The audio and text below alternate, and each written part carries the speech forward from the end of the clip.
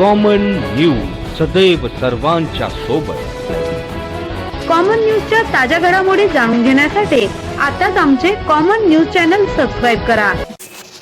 परभणी जिल्ह्यातील सोनपेठ तालुक्यातील दिघोळी येथील बालमृदुंग वादक सुदर्शन नागनाथ शिंगाळे महाराज यांनी आपल्या उत्कृष्ट वादनाने कीर्तनात उपस्थितांची मने जिंकली आहेत।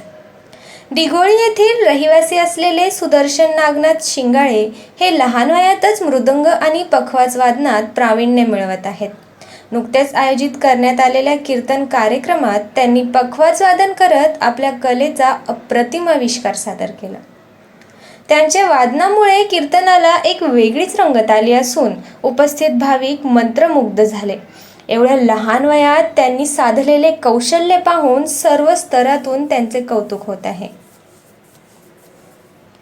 इतक्या कमी वयात एवढं सुंदर पखवाज वादन करणं ही मोठी गोष्ट आहे।